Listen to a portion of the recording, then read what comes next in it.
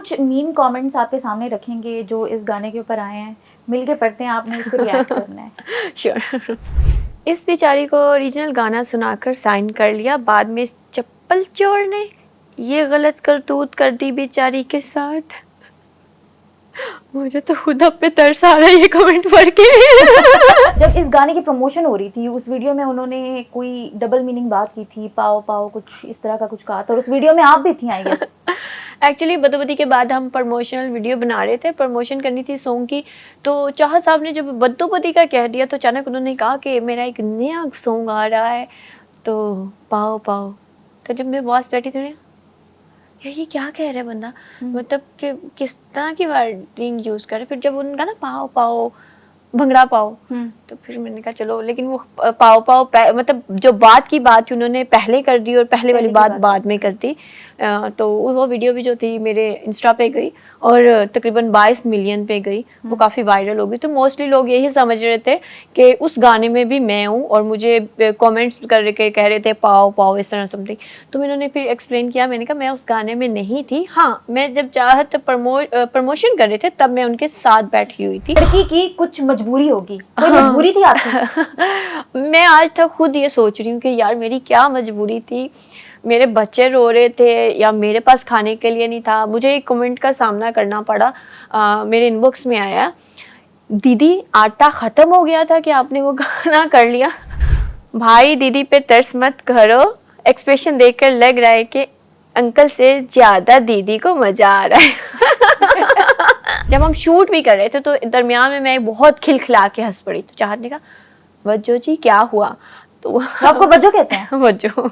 अच्छा ठीक है। तो मैंने मेरे सामने मेरी बहन थी, तो मैंने कहा मुझे उसको देख के हंसी आ रही है ना, कहते चले चले कोई बात नहीं। फिर तो मैं बड़ी मुश्किल से ना, मतलब मैं एक्सप्रेशन नहीं थे मेरे, वो मैं हंसी कंट्रोल कर रही थी। अच्छा अच्छा ठीक है, नेक्स्ट कमेंट। कल एग्जाम है, एग्जाम का प्रेशर दूर करने के लिए गाना सुन रहा था, अब जो पढ़ा था वो भी भूल गया। कल एक मीम मैंने देखी है, वीडियो देखी है, जो सर है वो कॉल करते हैं स्टूडेंट की मदर को, फादर को, कि आपका बच्चा कुछ नहीं पढ़ सकता, इसके दिमाग में हर वक्त चल रहा होता है। वो कहते क्या चल रहा था, कहते आए हाय ओए हाय। तो इस बच्चे के दिमाग में भी हर वक्त जो है ना आए हाय ओए होए चल रहा है। चाहत की कोई एक ऐसी आदत या चीज जो आपको बहुत ज्यादा पसंद हो, और एक कोई बुरी आदत जो आपको बहुत बुरी लगती है? उनकी अच्छी आदत ये है कि वो बड़े खुश मजाज हैं और सबसे बहुत प्यार से मिलते हैं, बहुत ज़्यादा, मतलब किसी से भी मिलते हैं तो ये नहीं है कि गर्दन में उनके सरिया है और वो मुंह उधर करके हाथ मिला रहे हैं, ऐसा नहीं है। वो हाथ मिलाते हैं, बड़े प्यार से गले मिलते हैं, सेल्फी लेते हैं और उनसे पूछते हैं भैया आप क्या करते हो, कहाँ से हो। ये उनका बड़ापन है कि बहुत प्यार से मिलते हैं। हाँ, गंदी आदत ये है कि जो उनके मतलब कि जिन लोगों ने उन्हें सपोर्ट किया, उनके साथ चले, उनको आगे लेके आए, चाह साहब इस मामले में थोड़े से एहसान फरामोश निकलते हैं कि उन्हें भूल जाते हैं। ये थोड़ी सी इनकी गंदी आदत है, बाकी ओवरऑल वो एक अच्छे इंसान है। Next comment. कौन कौन इस सॉन्ग को ना चाहते हुए भी देख रहा है?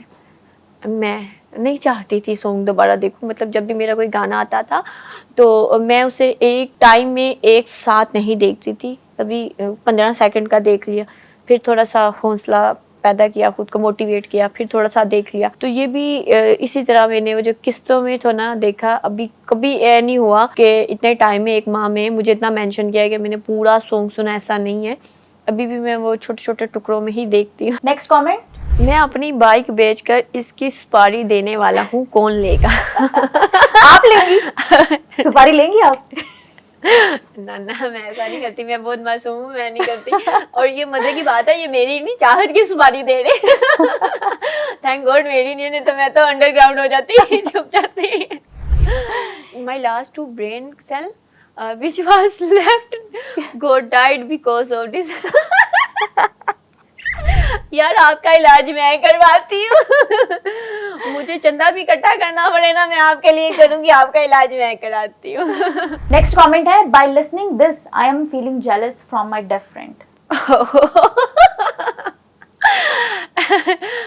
बहुत से इन्फ्लुएंसर ने जो वीडियोस बनाई है तो वो ना चाहते हुए भी जो है ना वो बैठे बैठे ना गाना नहीं सुनना चाह रहे होते, लेकिन उनके हाय हाय हाय हाय हाय हाय हाय हाय, फिर उन्हें पता चलता है यार वो कर क्या रही है। तो ना चाहते हुए भी जो है ना ये सॉन्ग सबने सुना।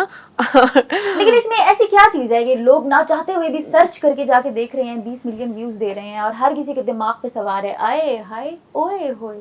एक्चुअली जो मैंने पढ़ा रिएक्शन देखे मैंने इंडियंस यूट्यूबर्स के, उन्होंने कहा कि हम बड़ा हैरान है कि 2-4 लाइंस में आय हाय ओए होए अखिलड़ी बदबदी मौका मिले कदी कदी, मतलब 2 से 4 लाइंस में आय हाय ओए होए कर करके बंदे ने गाना कैसे बना दिया।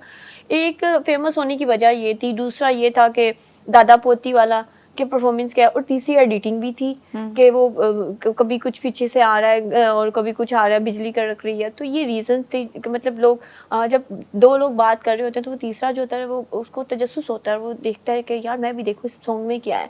तो ये रीज़न बनी जिसकी वजह से इतना वायरल हुआ। Okay next comment. I play this song on loudspeaker at home. Now I have been thrown out of the house. now I am homeless. ये क्या कर दिया आप लोगों ने, एक बेचारे बच्चे को होमलेस कर दिया। मेरे शहजादे अगर आप मेरी वीडियो देख रहे हैं तो मैं आपको ऑफर करती हूँ, मेरे भाई मैं भी बेघर हो चुकी हूँ, आ जाओ हम दोनों इकट्ठे रोड पे रहते हैं। कौन कौन गाना सुनने के बाद भी जिंदा है? मैं, मेरा हौसला देखे कि मैंने इतनी बार सॉन्ग सुना है, इतनी बार सॉन्ग ना चाहते हुए भी सुनना पड़ता है, इस पे बात करनी पड़ती है।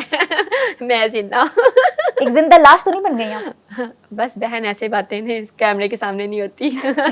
अच्छा वजदान, हम आपके सामने ये गाना दोबारा प्ले करेंगे और हम आपको चांस देंगे, अगर आप उन एक्सप्रेशंस की बजाय कोई और एक्सप्रेशंस दे सकती तो क्या दे पाती? 1 सदी लगी मुझे ये डांस सीखने में, एक्सप्रेशन सीखने में। मैं एक दिन सो रही थी, माइकल जैक्सन मेरे ख्वाब में आए और उन्होंने मुझे बाकायदा इसकी क्लास दी। अब आप इतना ज़बरदस्त जो एक्सप्रेशन है और डांस है, आप कह रही हैं कि इन्हें चेंज कर लें, आप चाहती हैं कि मैं शो छोड़ के यहाँ से चली जाऊँ। हम आपकी कैफियत समझ सकते हैं, लेकिन वीडियो की जब शूट हुई उसके बाद चाहत कुछ फूंक कर पड़ रहे थे आप पर भी, अपने आप पर भी, ये क्या वाकया था? एक्चुअली चाहत साहब माशाल्लाह बड़े खूबसूरत लग रहे थे पर्पल 2 पीस में और रेड में। मैं तो वैसे ही लोगों को बहुत प्यारी लग रही थी, तो हम उन्हें मैं भी बहुत प्यारी लग रही थी, सिर्फ अपना आप भी बहुत प्यारा लग रहा था। अच्छा। तो वो कुछ पढ़ के नजरे बद से बचने के लिए वो खुद पे भी फूक रहे थे और मेरे पे भी फूक रहे थे कि नजर ना लगे हमें। लेकिन आप दोनों पे तो बहुत बुरी नजर लग चुकी है, आप लोग की राहें ऐसे जुदा हुई हैं। बस इस गाने के बाद क्या हो गया, क्यों जोड़ी टूट गई? हमें ये उम्मीद तो न थी। बस किस्मत को जो मंजूर था। अगर वो दोस्ती का हाथ आपकी तरफ बढ़ाते हैं तो क्या आप दोस्ती कर लेंगी? अगर उन्हें इस बात का एहसास हो कि उन्होंने जो कुछ किया वो गलत है, तो फिर मेरे ख्याल से सोचा जा सकता है। चाहत अक्सर अपनी वीडियोस में बताते हैं कि इस उम्र में भी मुझे इतने मैरिज प्रपोजल्स आते हैं और मैं भी लड़कियों को प्रपोज करता हूँ। कभी उन्होंने आपको प्रपोज किया शादी के लिए? वो हमेशा छेड़ते थे, ऐसा नहीं था कभी। मतलब जब ये गाना वायरल हुआ तो उन्होंने मुझे मैसेज किया, वो इस मैसेज कि वजदान तुम्हारे लिए 4 लड़कों के रिश्ते आए हैं और वो तुम्हारा फ़ोन नंबर पूछ रहे थे। मैंने सबको कह दिया नहीं, वजह सिर्फ मेरी है। तो मैं ये सुन के हंस पड़ी थी, ये फ़न में था खैर। और उन्होंने एक बार और भी वीडियो थी उसमें भी मतलब मुझे कहा था वजह जे तू थोड़ी जी मोटी होंदी मैं तेरे नाल ब्याह कर लेंदा। तो ये बात वो फ़न में कहते थे, कभी सीरियस मुझे उन्होंने ऐसी कोई बात नहीं की। और अल्हम्दुलिल्लाह मैं सोच भी नहीं सकती, मेरे लिए वो बुज़ुर्ग बड़े हैं, मैं उनकी इज़्ज़त करती हूँ।